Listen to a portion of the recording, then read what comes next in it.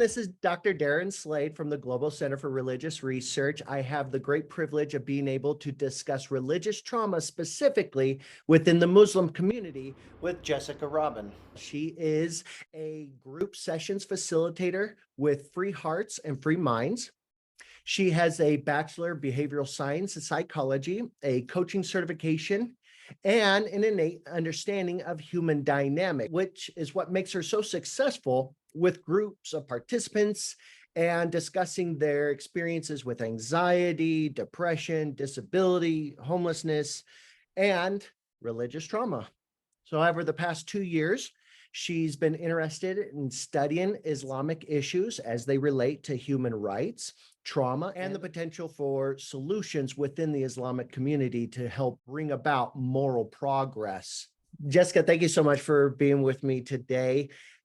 So tell me, you yourself are not a Muslim. Why this outreach? Why this program in serving ex-Muslims? Well, if I'm completely honest, I fell in love with a Muslim, and through, I guess, that natural process of trying to get an understanding of someone you care about, I started diving into um, Islam, and out of curiosity of trying to get to know the person. But along the way, I did find some of the issues within the community, and I came across some stories, human rights violations with women, and quickly realized that this is an issue that is largely untapped, despite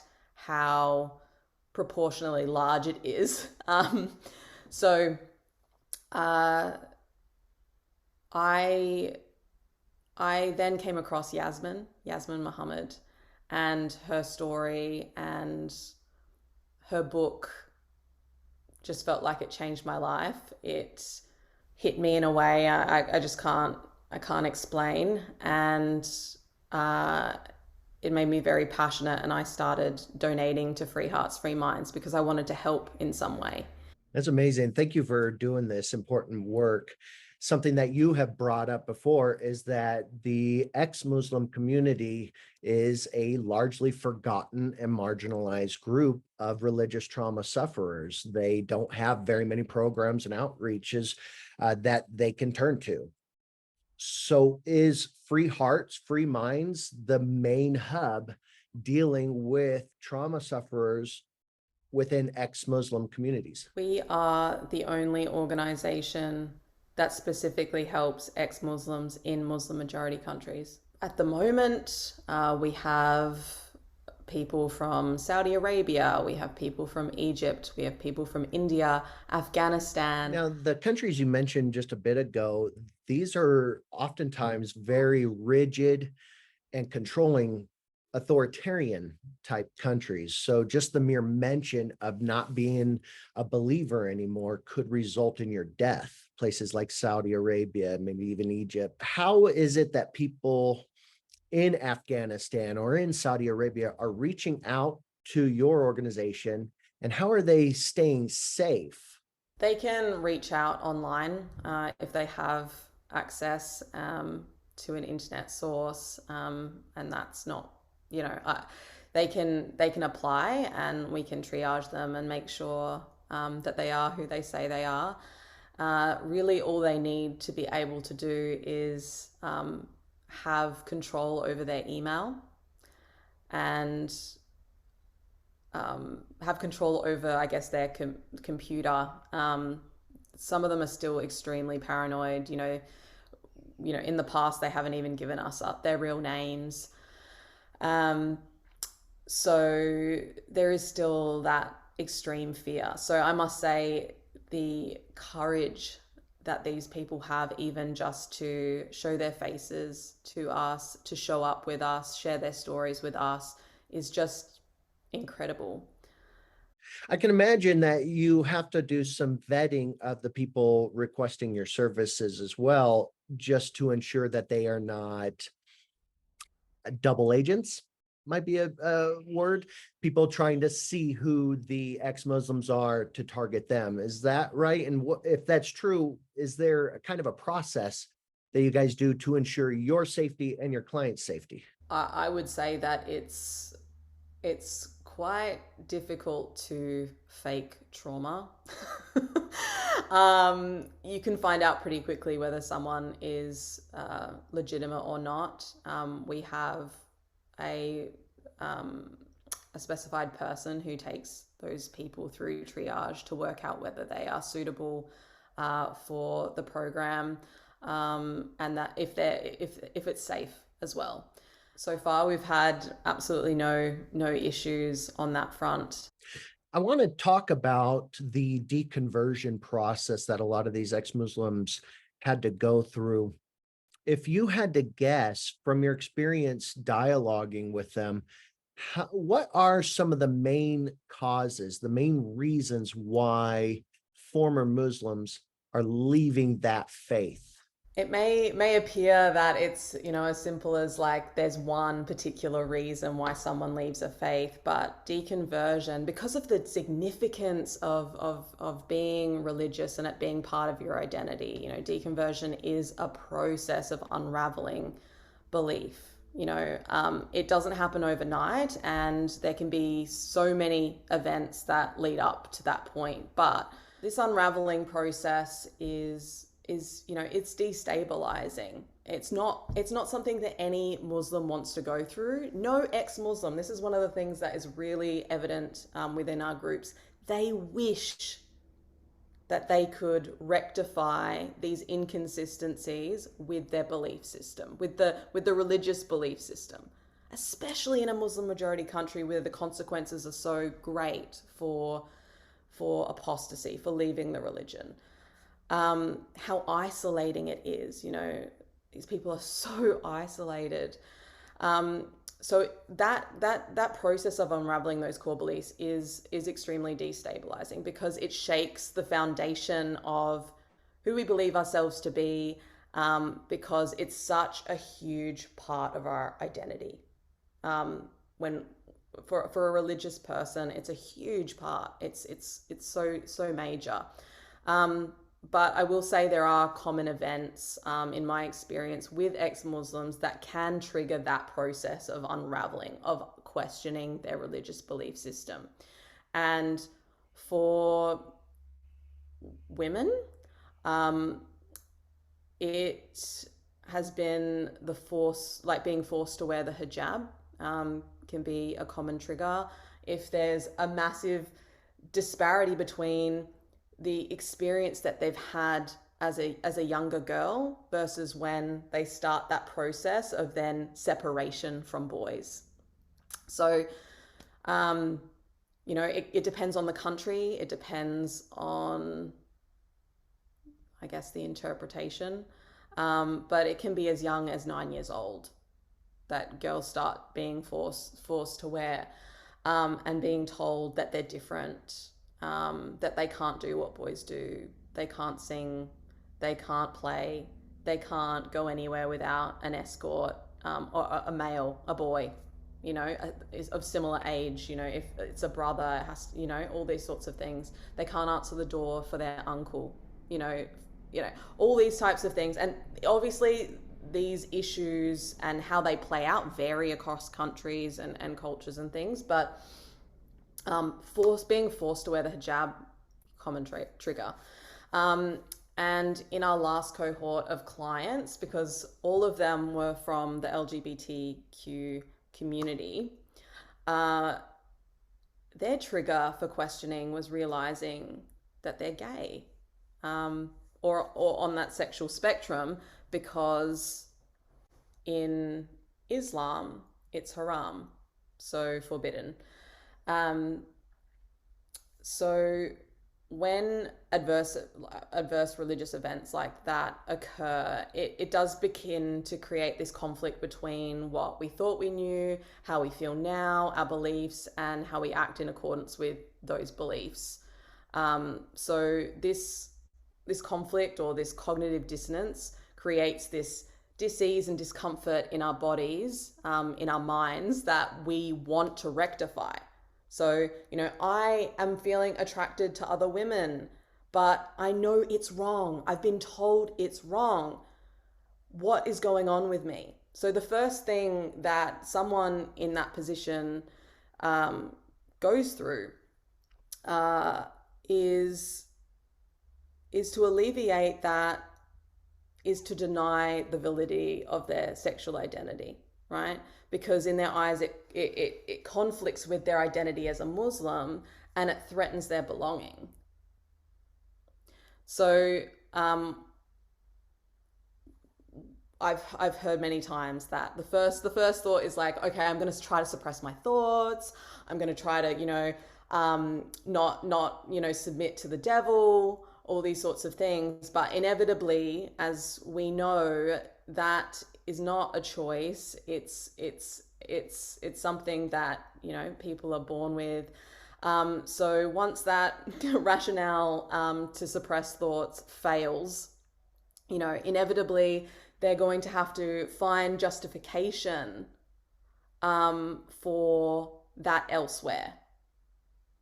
Why am I having these thoughts? Why does it, like, I know deep down I'm not a bad person. I'm trying to do the right thing. What is going on with me? Is there another reason for this?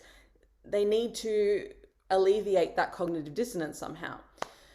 But once you start looking outside for answers, it starts to, and things aren't adding up within the religion. It can oftentimes, and obviously in my experience working with ex-Muslims who have gone through that process, it leads to more questioning, more cognitive dissonance, more unraveling, to the point where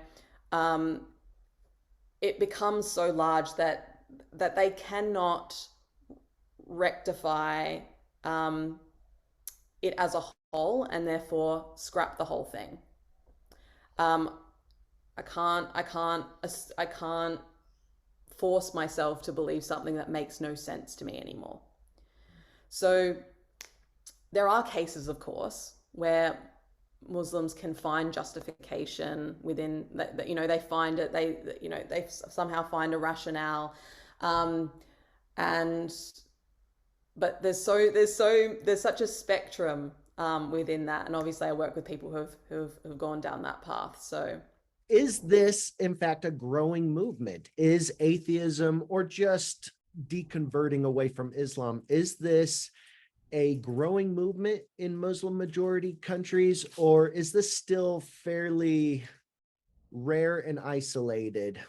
it is very difficult to know, because there are so many ex-Muslims that don't even know about the other ex-Muslims, because everyone's keeping so quiet.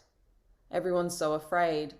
I can speak to, what's going on in Iran, and because I have Iranian friends, and it's been pervasive for a long time to look at, okay, how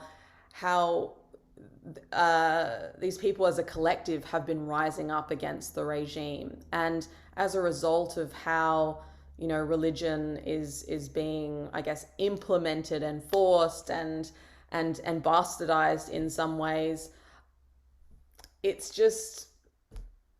taken out any essence that could have remained, and it's hard to say whether they're all atheists, or whether they have other spiritual beliefs or other kind of religious beliefs. But I feel like it has been a wave of collective trauma through Iran, that not one person has not been, drastically and personally affected by what's going on, and what has been going on for a long time, not just now that it's in the media. Interesting. Yeah, I think you're onto something.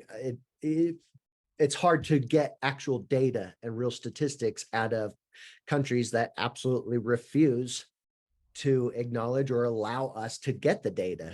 Absolutely. And if everybody's afraid for their life, if they were to come out of the closet as an atheist or just a non-believer, or somebody even that's just questioning, of course, you're never going to get the real story. And you're not Yes. always, even if we could go in and do polls, when You we can't probably get an wouldn't get. accurate representation, because there are so many people who are told what to say. Mm, told what to say. And you're not meant to speak out about the religion negatively. I mean, even in people with people who are not afraid of their peers, Muslims who aren't afraid of their peers, they're still afraid of Allah, you know. To speak illy about the religion or to the wrong person who's going to misunderstand, that I've had the privilege of getting close to someone within the belief system, and there are still fears there. It's on a spiritual level though, right? The spiritual consequence of doing the wrong thing. Absolutely. Yeah, it's one thing that a lot of people don't seem to understand. You can be an atheist and terrified of God at the same time, or hate God for this feeling of being abandoned or betrayed, or having an absentee father figure, an absentee deity. And it's because the belief system, while you may cognitively, intellectually reject it, it has been so indoctrinated into you that your nervous system still holds a lot of the old beliefs. If there is not a movement now towards deconverting away from Islam in these countries, then it's probably on the precipice. It's probably going to become one. It seems like you can't control the flow of information. You can't control people generation after generation after generation without it backfiring. Would you agree with that? Within the modern world, yes, because indoctrination and control feeds off of isolation. Whereas now, people have access to information elsewhere. They know that people are being treated differently elsewhere. It becomes harder and harder to suppress people, and you can see that in Iran. Like it's incredibly moving. People are risking their lives. People are dying. It's Wow. it's extremely moving to see what's happening. Wow. Yeah, you're right. The courage that it takes to speak truth to power, to stand up and say the status quo is not okay. Are you finding that those who do deconvert away from Islam, is it because of an exposure to information while they are in the country? Or do they oftentimes have to go abroad, places like London and Paris? Do they need to leave the Muslim majority country, be exposed to diversity, and that's what really starts to ignite a deconversion? People can see um, inconsistencies within what's happening around them, surrounding them. People can feel injustice, people can feel suppression. Many can just accept that, okay, that's what, they can justify it thinking that it was what Allah wanted. It's just the way it is. Others cannot stand that justification. That is not, that's unacceptable to them. In Saudi Arabia, you can also see the inconsistencies between how a Western woman can conduct herself versus a Saudi woman, and the discrepancies there. Well, why is that woman worth more than me? She's not, right? There's no logic there that the government is allowing that discrepancy to occur. So it doesn't require them to go outside the country. There are a lot of as I said, we're working with mostly people who are still in these countries who have deconverted. How are you finding the Muslim, ex-Muslim men responding to you as a woman? It's interesting. When I was interviewed for the job, I was asked, how I would respond to, a man who may have a lot of these belief systems still, whether or not he's consciously aware of it or not. Like that, there would be maybe some misogyny that could come out. Maybe there's some disrespect that could happen. I haven't experienced anything like that. In fact, I thought that I would experience maybe some skepticism because I haven't been through that exact experience myself. What I love is that you not only are you providing the love and support and encouragement, but you're also being the face of diversity for them. You are a Westerner, you are Australian and white, and you are non-Muslim, and you're a woman, which brings in one package so much diversity that they can see, oh my goodness, you're not a demon, you're not a jinn, you're not working for the devil trying to harm them. You actually want what's best for them. So thank you for doing that. I think it's courageous of you to be doing it. I do want to return back to the differences and experiences between women and men. You had discussed wearing the hijab and some of the social hierarchies, the disparities that women are treated as second class citizens, and that this is a major factor in women deconverting away from Islam. I know you don't have actual numbers, but do you get the sense that a lot of men are deconverting because they see this prejudice and discrimination against their fellow humans? Or is it something else that men are going through that really pulls them away from the religion? It's always deeply personal. So for men, it could be, you know, abuse, like it could be physical or verbal abuse from family members in relationship to them not being able to measure up to the religious standards and practices that they expect.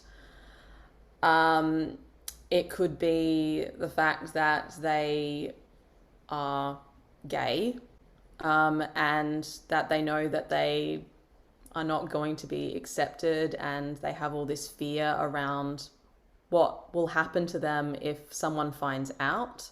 It starts with some sort of injustice to themselves, and that can extend to someone that they truly care about. So um, if they see that injustice happening to their mum, or their mum being beaten, and or oppression happening to their sister, and they've already started the process of questioning, that can tip someone over the edge. When we're focusing on religious trauma in particular, are there other commonalities, other common events, or maybe distinctions between men and women that is resulting in trauma? In the context of the people that I'm working with, for women, uh, it could be, as I said, anything from forced hijab to forced marriages, controls around their education. It could be shame around sexuality. It could be physical abuse, including female genital mutilation, which is still happening in Western countries as well.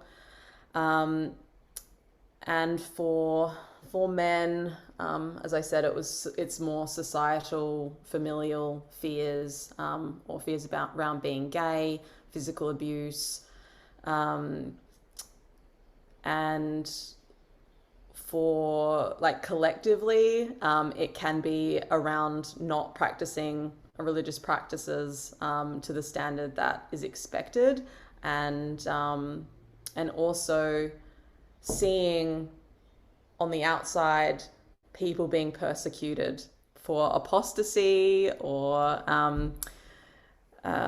questioning the religion, or just defying Islamic law as it's being practiced in those countries. Lots of not measuring up and almost being set up to fail. And for a lot of men, it sounds like women, it's already a done deal. You aren't going to measure up.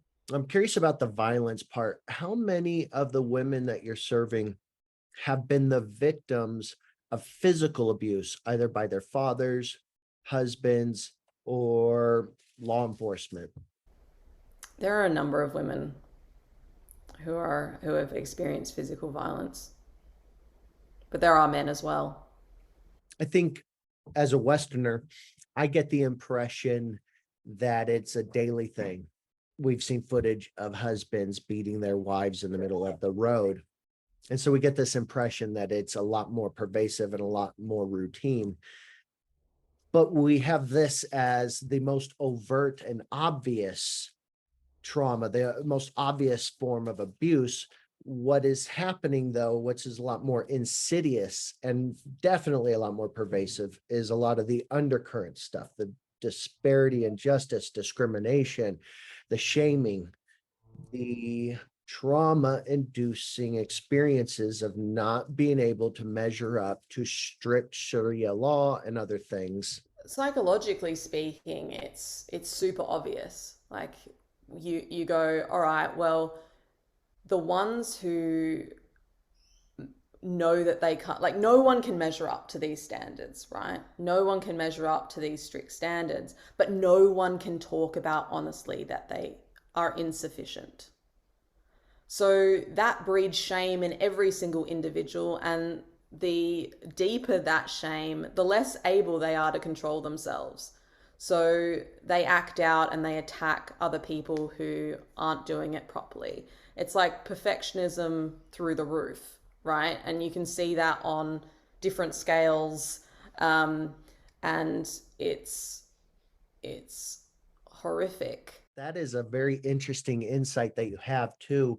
The idea of religious trauma being caused by fellow trauma sufferers, almost this deflection. I don't want the spotlight on me, so I will call out others. I will pretend I have everything together and bring attention to other people so that I get off the hook, whether it's a conscious, deliberate choice or not. It's interesting of trauma sufferers inflicting trauma on others. They have ideals and they have ways of wanting to see themselves. There's nothing deeper. There's nothing that goes deeper beyond that surface, which is why it's so problematic. How many of them are in fact saying, yes, I have religious trauma? Or is it a bit of a stigma for them to admit that they have it? Not in our context, because they're literally coming to us for that purpose. Their greatest fear is just, I mean, so we've set up these programs with the fact that they are so afraid of their safety in mind, and that they want to connect, but it's so difficult to connect because they're not used to being vulnerable. And so it's like the way that they're set up is to like naturally lean in, and it kind of builds, right? As well as actually working through specific things. So we're educating them through this process. It's not just helping you through trauma. We're like, okay, we're going to talk about identity and how religion helps you form an identity, and how that can be deconstructed, and what, you know, all of that sort of stuff in terms of your beliefs. We talk about how trauma affects that. So all of a sudden, each step of the way through the education process, they're validated in other ways. So really what I've found is that giving language to their experience is extremely healing, because, well, in Arabic, they don't have a lot of these, have words for these things. There are a lot of psychological principles and understandings about human dynamics and things that have not necessarily been explored in those countries, and therefore they don't have concepts. They're like, there's no direct translation to this. Interesting. Yeah. When you lack even the basic vocabulary for some of this stuff, how are you supposed to articulate what it is you're experiencing and what it is you're needing?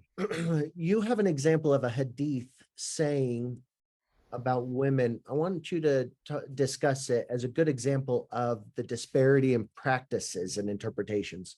There is a line in the hadith about women being cursed by the angels if she lets her husband go to bed angry or denies him sex. And on one end of the spectrum, it can be used to justify rape with your wife, like raping your wife, right? On the one hand, on the extreme end of the spectrum, that can be justified. He's yours. I mean, Yasmin's a perfect example of that.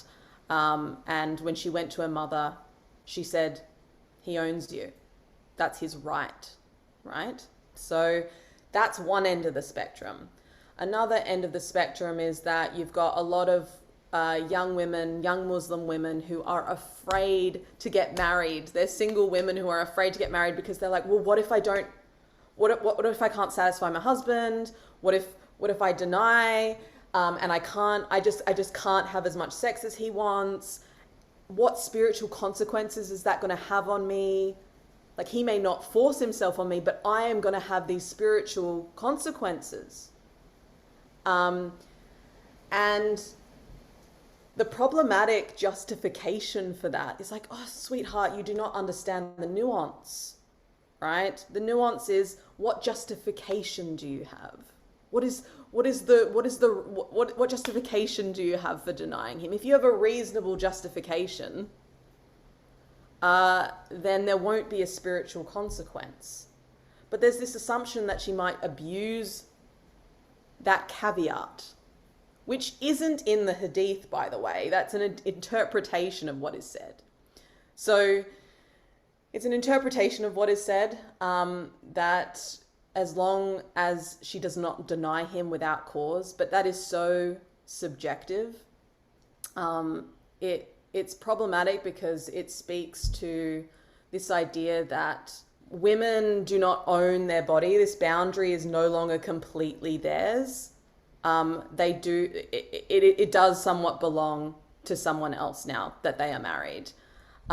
It also sets up this dynamic where this idea, like, is that men's sexuality is sacred and so important, and to be satisfied is so important that you give him that. That is his right to be sexually fulfilled.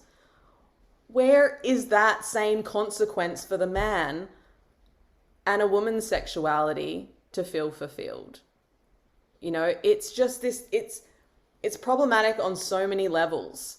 But like, whether it's on the extreme end or, you know, it's still disempowering. It's still setting up both men and women to view women in a certain way and view men in a certain way. Previous conversations, you know, I was shocked at just how many parallels there are between purity culture here in the United States with American evangelicalism and what seems to be a purity culture globally for the Muslim community. Would you mind speaking to the modesty issue that women face? Absolutely. I want to start by just acknowledging the fact that the Ummah, the Islamic community, is not a homogenous group, but there's diversity of cultures within Islam. At the same time, there are certain principles and values that persist across the culture or across cultures. They may be justified and implemented differently, but there are still some that are across the board that I can see that are problematic. One of them is modesty. This concept of covering originated covering up is really about Islam's emphasis on modesty. It's a massive emphasis, and I think that's why it is pervasive across the board. What the religious law specifies is that women should cover everything except their face, hands, and feet. For men, the minimum requirement is to cover just below the navel to their knees. So there's obviously that's a massive discrepancy. I've heard people justify it by saying, oh, there's discrepancies between men and women across cultures. I mean, you just have to look at the West, and if a woman is topless, it's, you know, unacceptable, whereas a man's topless. I call bullshit, because it's clearly a human construct. The fact that there is complete diversity across cultures shows that it's a human construct. We have examples of tribes in Namibia who wear nothing except a covering over their ankles, because their ankles are seen as sexual. They're seen as desirable. There's this whole story and construct over what is sexual, what is forbidden. It's all an idea. And we will consume whatever idea we grow up with or what our experiences influence. And this tribe in Namibia is such a, like, so far away from what we experience that it really speaks to this made up construct that an ankle could be seen as something so sexual and sensual and sacred, and therefore it needs to be hidden and only shown to a loved one who you're wanting to engage with in that way. So I just want to put that out there. The relationship between that and the psychology of desire. We desire what is forbidden. We desire what we can't have. We desire, the unknown. That, even just the unknown evokes a curiosity. It doesn't even have to be sexual in nature. That's just how human beings work. So it actually contradicts this modesty principle altogether, this idea that we must cover up and therefore we won't have these haram ideas or feelings about women and men and whoever it is. It doesn't make any sense. Then you've got the hijab. And I want to speak to the hijab, especially because you've got women burning the hijabs in the streets and you've got people arguing over why they're doing that. And one extreme is that, the justification for wearing the hijab and all of that it's really about overt victim blaming. It's like, we are protecting you because, you need to cover yourself because otherwise you're going to be an object of desire for a man. And, if he rapes you, it's your fault because, you weren't dressed properly,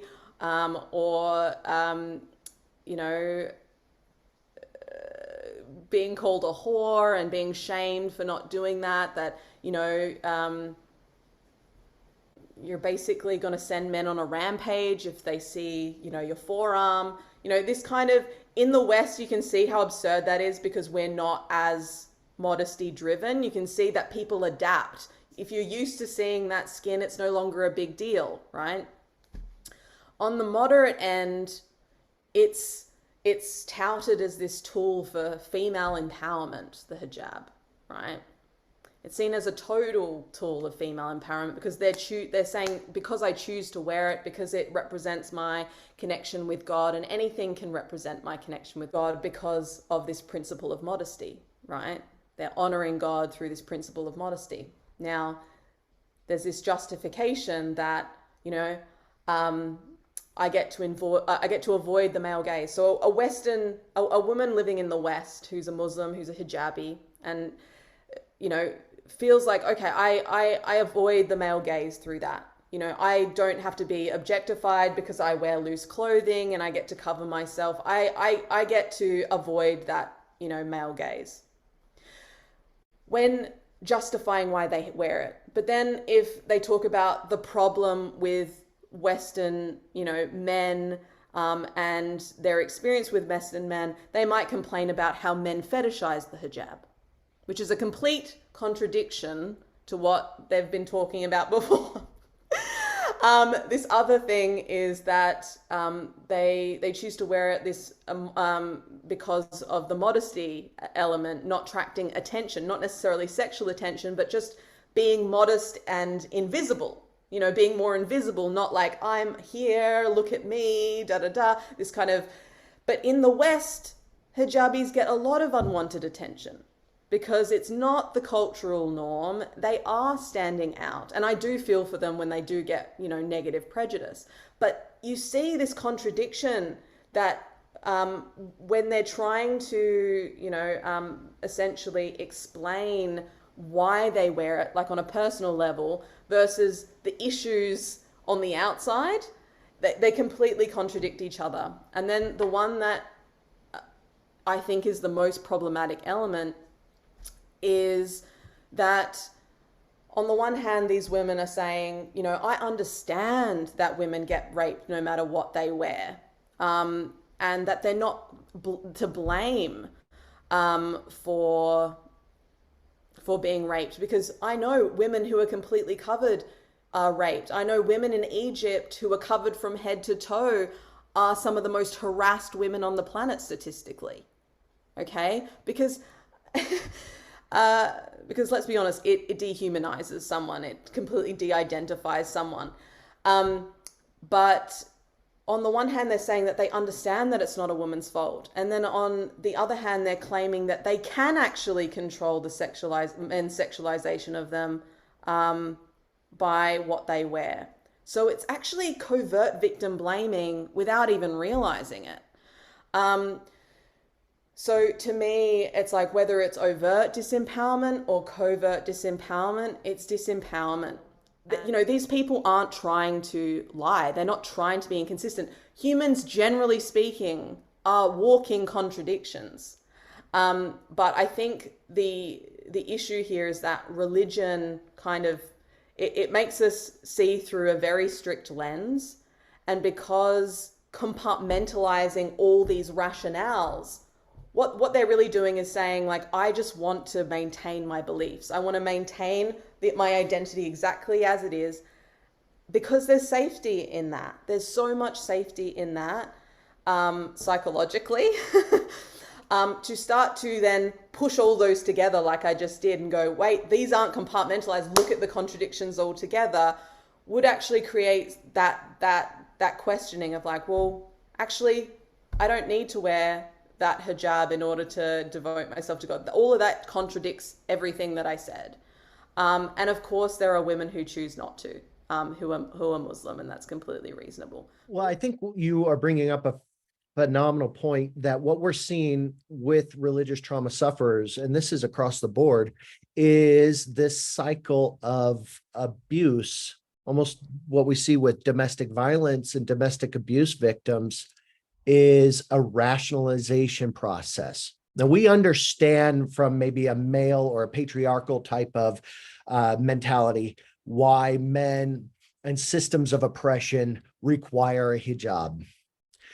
But then we get this strange contradiction of women saying, no, I want the hijab. And this rationalizing to make it sound like it is liberating and that it's actually empowering for women to wear it. When in reality, what we're likely seeing is an abuse victim trying to make excuses for the oppressive system, for the relationships that they're in, that is causing the pain and causing the abuse. Would you agree with that?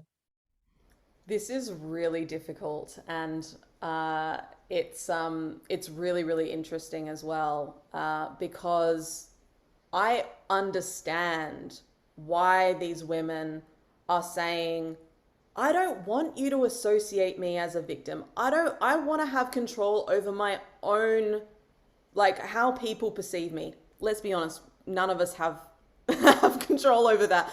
But to be seen, just that's being seen as a symbol of, like, you knowing exactly about me, you know that I'm oppressed, you know my belief systems. I mean, that's obviously untrue. You don't know who that person is. You don't know their experiences. And yes, we can make some, maybe some assumptions about that. But I think a lot of these women, they're seeing, okay, it's been seen as a tool of oppression. I don't want to be seen as oppressed. I understand that. I understand that they want to have control over that. But I also can see that, like any other human being, we're not always as self-aware or critical of our thinking and our thought processes. And sometimes we don't know we're disempowered in some areas. Doesn't mean they're disempowered in all areas of their life. And I don't think we can assume that about anyone. It's hard for any individual to realize, oh, wait, I've been giving my power away in this way, when you see yourself a certain way. Again, it's an identity thing. For us in America, it really exposes some of our own turmoil for some segments. If you were to criticize anything about Islam, you must be Islamophobic. No. Ben, we have to be able to criticize bad ideas. And of course we do. No liberal doesn't want you to criticize bad but ideas. Islam at this moment is the mother lode of bad ideas. Jesus. So we have That's ideas just a fact. like blasphemy. It's not a fact. It is It's an ugly thing. Apostasy. It is. And then you have others who say, no, the hijab seems pretty oppressive and it's not okay. There's one thing, to modest is one thing. Completely covering a woman so you don't see any of her, that's not modest. That's pathological. Suppose she's happy with that. She's not, oh my God, she's not happy with it. I mean, you can brainwash someone into liking anything. That's like. So I love what you're presenting because it isn't quite so clean and there is no simple answer here. But it's something that I think we really need to learn, especially here in the United States. We are in such a place of tribalistic hatred and othering and demonizing anybody who doesn't agree with you in every respect. And both sides are doing it heavily. Yes.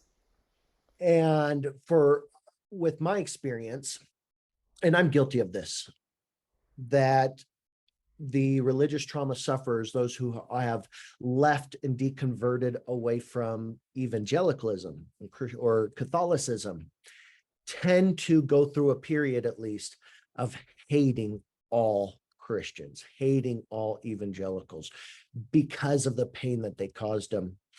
But part of the healing process is getting to a place where it's a bit more neutral. You can discover a love for the humanity in others and a realization that maybe those people you used to hate are just as much of victims as you are. And I would add to that in just saying that when someone's going through their trauma, oftentimes they've been gaslit and isolated in so many ways and invalidated in so many ways. They just need to be validated for their experience first. And as you said, then working towards that neutralization to understand, okay, you've now built compassion for yourself. Now we're going to, understand that compassion for those people. Yes. If you had to guess, what would you say are the most common symptoms, manifestations of religious trauma, especially within the ex-Muslim community? Is it things like anxiety, depression? Are they at the top? Is it nightmares, paranoia, OCD? What would you guess are the top symptoms? Ooh, paranoia is a big one. Over a particular, maybe superstition, a fear of God kind of paranoia or something? I mean, it's paranoia over people finding out. It's real paranoia. I mean, it can be real or imagined. Like the extent of it, I can't really say. But it's not so much coming up paranoia of a religious kind. It's more like self-protection, preservation. Yeah. Wow. Insomnia, not being able to sleep. I mean, that's common for anyone experiencing distress or mental health issues. Anxiety is across the board. Those are probably the main ones. Anxiety is the most prevalent at first because they're navigating so many things. They're navigating the fear of being found out, the fear of being judged, and speaking for the first time about their vulnerabilities, about their experiences when they've literally been told they're wrong and they've not been able to speak about it to anyone. Like, it's there's so much anxiety that comes with that, and they're speaking in a group setting. Like, this is so, like, they're just so courageous. Like, they blow me away. So And these yeah. are these are a lot of the same symptoms that we're seeing in different religions as well. When you mention paranoia, I immediately think of ex-Jehovah's Witnesses and to an extent, ex-Mormons. They're terrified of their family and relatives and old friends finding out that they no longer believe it. When it comes to anxiety and depression, we're seeing a lot of that among Catholics and evangelicals. It really spirals into a lot of fear and a lot of self-loathing. Last question. I heard that you took the religious trauma certification course with GCRR. I want to know your thoughts on it. How was it? It's great because there are a couple of elements there. There are that a lot of these researchers are drawn to this field because of their own experiences. And so the research is very meaningful to them. It's very informed. And so it's really interesting to hear it from both the professional and that personal angle. I also love that, you have the conversation is around religious trauma of those who remaining religious and also those who are leaving the religion. I love those two sides, and that it really depicts how I think we should approach things as humans, as the solution that fits the person, the solution that fits the individual, and what's going to be most healthy for them mentally, and rather than having our own ideas of whether you should be religious or you shouldn't be religious. As I said, for us, we only service ex-Muslims, not because they're the only people with religious trauma, but because they're a forgotten group. And I feel we are best placed with the experiences professionally and personally of our facilitators and our founder to really, really help these people in a deep and meaningful way.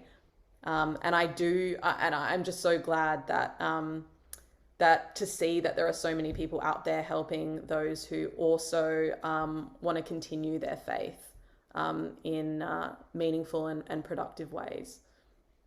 Well, I'm so excited to hear that you are at least able to implement some of the training from that certification into your own work with Free Hearts, Free Minds. And for our viewers, if you are wanting to donate to Free Hearts, Free Minds, we will put a link down at the bottom. Make sure you support their work, encourage them, and share what they're doing with everybody else. Jessica, thank you so much for doing this with me. I really appreciate you. And it means the absolute world to me that you're out here trying to help heal a very broken world. Thank you for that. Thank you so much for having me. It's awesome speaking with you. I'm going to be talking about how the body and brain, what they're finding is that trauma gets trapped in our nerves. Just chill out a little bit. Biology as a contributing factor in complicated